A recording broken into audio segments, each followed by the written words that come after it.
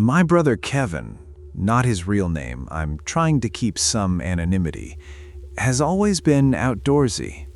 Growing up, he would wander off into the woods behind my parents' property and stay out there for hours. He said that being out in nature brought him a lot of peace. A few months ago, things kind of spiraled for him. He lost his girlfriend, his job, and his apartment within 6 weeks. He ended up moving back home with me and my parents to try and get back on his feet. It was hard to see him like that. I mean, he was never someone I would describe as an eternal optimist, but that little spark he always had was gone. This past spring, I found him sitting at the kitchen table in the middle of the night. He was picking apart a piece of cold pizza, and it was the first time I had seen him almost eat something in days. I told him maybe he should get back out into nature, take some hikes, or maybe do a solo camping weekend.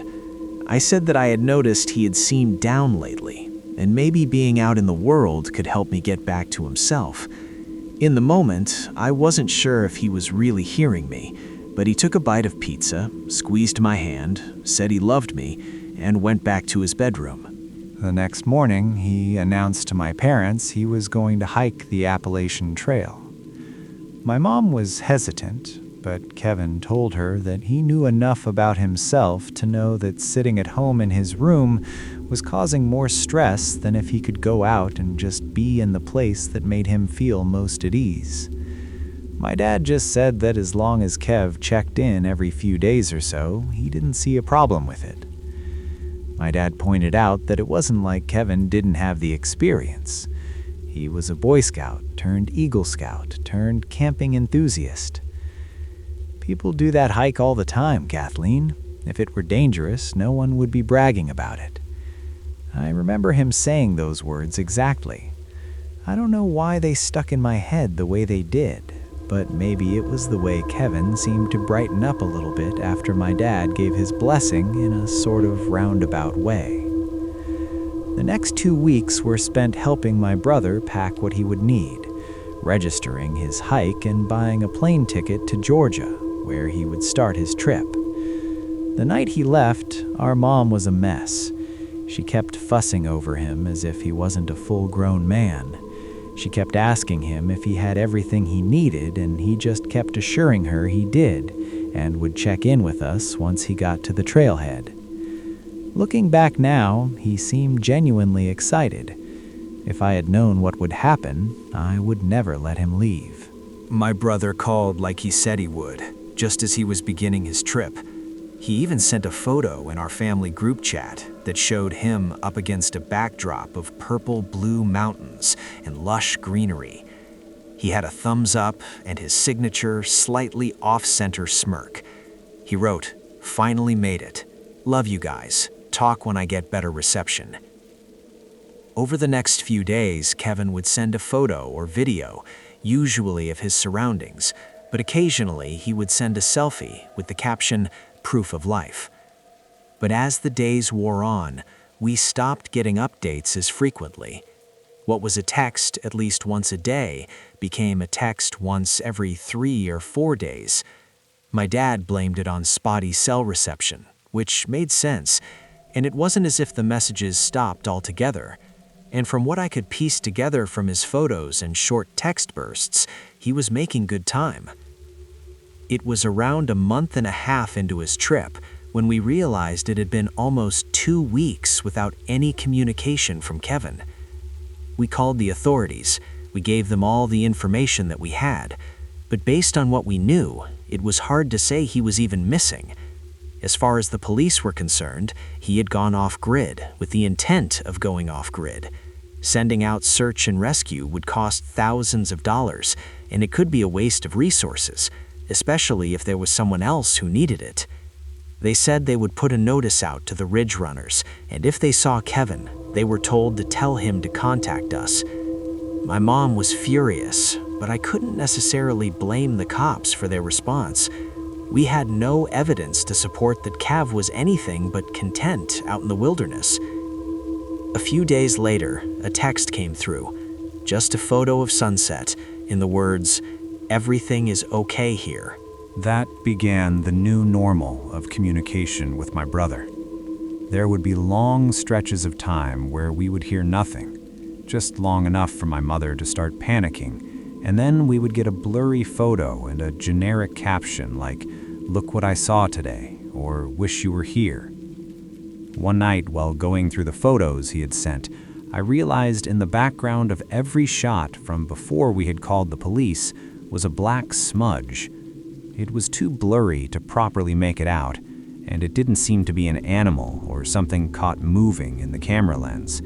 But after the first photo he had sent after we thought he was missing, the smudge was gone. Kevin came home earlier than expected. He also hadn't told anyone his plans. One night during dinner, there was a loud, sharp knock at the door. My dad got up to answer it, and there was Kevin. His hair was long and stringy. He had grown a patchy beard over his cheeks and jaw. His lips were dry and cracked, and his gums were coated in a dried layer of blood. He was rail thin. He had lost at least 30 pounds, and he wasn't a large man to begin with. His clothes were filthy, caked in mud and debris, and his shorts looked like they had been worn thin at the sole. My mother made a sound almost like a yelp and rushed over to him.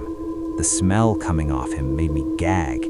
It smelled like he had smeared rotting meat under his armpits. My dad just looked at him in shock.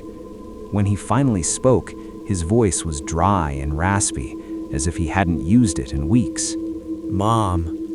That was all he could say before he practically collapsed in her arms. I won't bore you guys with everything that happened after that. There was a lot of hugging, some tears, and then a very, very long shower. But something didn't feel right. Kev went to bed pretty much immediately after. He barely even looked at us. The next morning, he ate breakfast with a ferocity that made my skin crawl. He was gulping down huge mouthfuls of food, barely stopping to breathe. My mom just kept piling his plate with bacon, eggs, and toast. He stopped only after he had consumed a whole loaf of bread, 2 packages of bacon, and nearly 2 dozen eggs.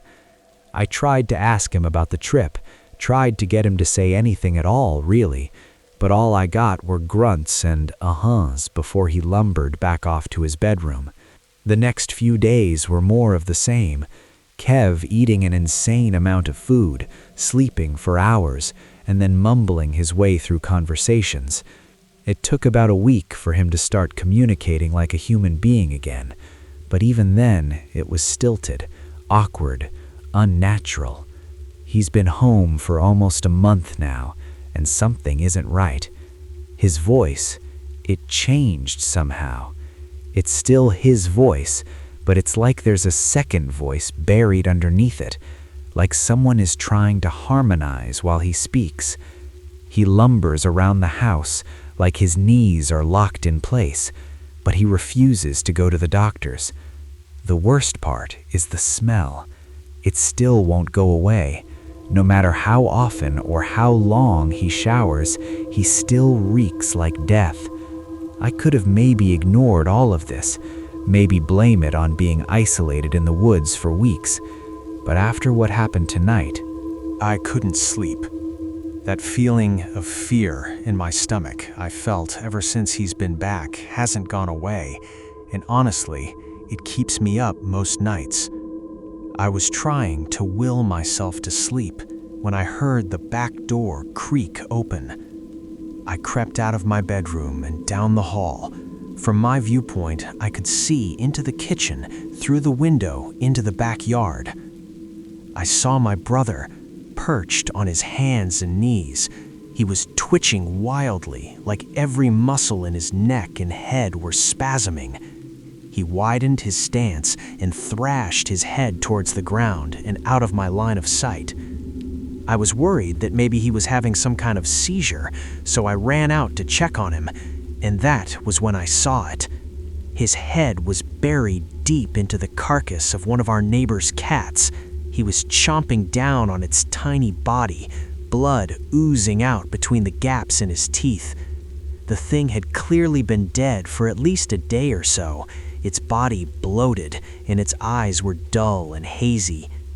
Kevin reached inside the cat's body and started to strip off pieces of muscle and tendon, slurping them up the same way he had been eating our mother's cooking.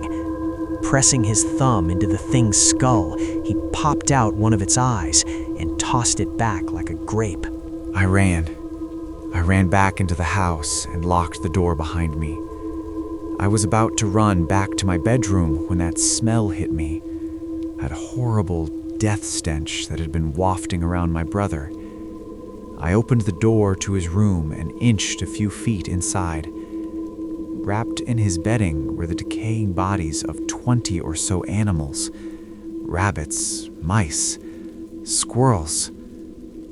I tried to run to my parents' room, to wake them up, to tell that we needed to call someone.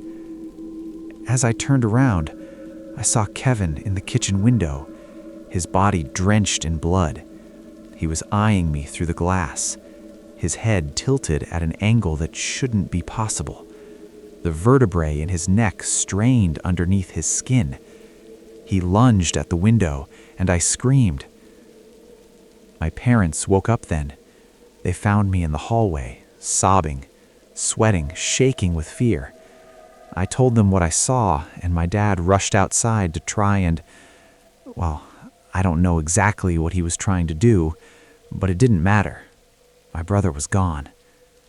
We called the police, and they said it sounded like my brother had had some sort of mental crisis.